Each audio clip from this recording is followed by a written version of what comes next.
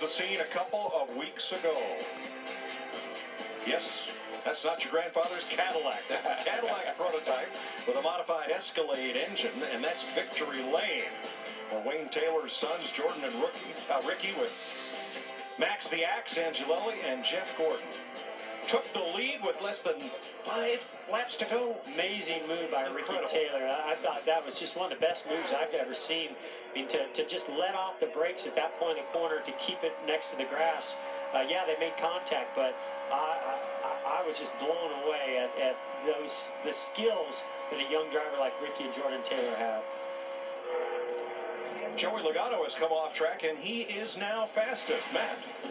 Mikey ran 5 laps in his first run. As you mentioned, just completed his second run of the day. And their game plan has changed now. After the first run, they had to take a grinder and do some work like Jeff was talking about on the right side skirt just past the jack post.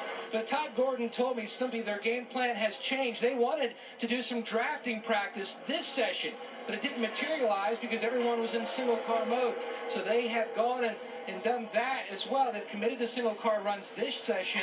Now in the second practice coming up here on FS1, they will go to drafting practice, or they're hoping so. That's their game plan at this juncture. Well, the last time we were at a restrictor plate race, Talladega last October, that's the driver who won the pole. But I'm also impressed with that 42 car, too. Look at little Kyle Larson right there on their tail. I mean, right between those two Penske cars.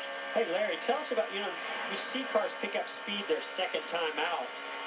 We heard them talk about Todd Gordon grinding some of the pieces that were hitting the racetrack. But what other things? We always see them seem to go faster than second, third time out. Well, yeah, I mean, getting that splitter height, whether it's sealed off or whether it's bottoming out, I mean, that's big. And I think that's one reason a lot of them wanted to do a single car run to start with. But there's so many other things that can drag. You heard Matt talk about the side skirt on the right side. That's dragging. Anything that starts really bottoming out, whether it's suspension parts or body parts, it's going to scrub off speed. So it's important to get all that stuff. Keep it sealed, but get it off the racetrack. Yeah, it's another thing, Larry, you think about it, the first time out, it's warm from being in the garage, but it's not up to full operating temperature. When you come in, your hubs are warm, your gear's warm, your transmission, everything has got heat in it. You go back out, the car just rolls freer.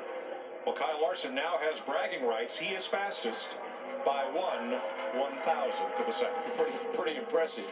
Doesn't matter how much That's you win by or how much you're ahead on the time sheet. Like I like to say, any up is up. Okay, bring around to me. Easy at the splitter. So you hear him say easy on the splitter. What happens is you slow the car down and you lift off the accelerator. Actually, what ends up happening, the car pitches and gets on the front splitter and really starts dragging heavily. And what that does is now the team doesn't have a good reference point of how much the front splitter is dragging when it gets back to the garage area. So you really need to slow it way down the straightaway.